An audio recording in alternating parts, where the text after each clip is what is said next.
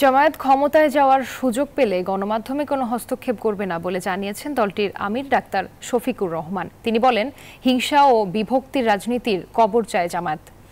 রাজধানীর একটি হোটেলে গণমাধ্যমের সম্পাদকদের সঙ্গে মতবিনিময় সভায় তিনি এসব কথা বলেন। ধর্ম কিংবা দলের ভিত্তিতে বাংলাদেশকে বিভক্ত করা হলে তৃতীয় পক্ষ দেশ নিয়ে মাতব্বরির সুযোগ নেবে বলে মন্তব্য করেন তিনি। বৈষম্য বিরোধী আন্দোলনকে ভিন্ন খাতে নিতে বিগত সরকার অন্যায়ভাবে জামাত শিবিরকে নিষিদ্ধ করেছিল।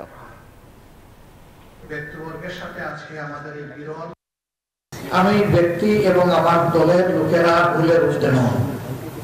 তো ভুল যদি ধরিয়ে না কেউ দেয়, তাহলে তো আমি ভুলকে শুদ্ধ মনে করি, এটার উপরে আমি প্রতিষ্ঠিত থাকবো। আমরা এই জায়গাটাকে এনকারেজ করি, ওয়েলকাম করি। যে অতীত দিনগুলো হচ্ছে এই জাতিকে যেভাবে যে জায়গায় আটকে ফেলা হয়েছিল, হাত গুলাতে হ্যান্ডকাপ লাগিয়ে দেওয়া হয়েছিল, পায়ে বিড়ি পরানো হয়েছিল, মুখে তালা ঝুলানো হয়েছিল, এই সংস্কৃতিটা আসলে সবাই মিলে খতম করে ফেলতে হবে। এটা রাখা যাবে না।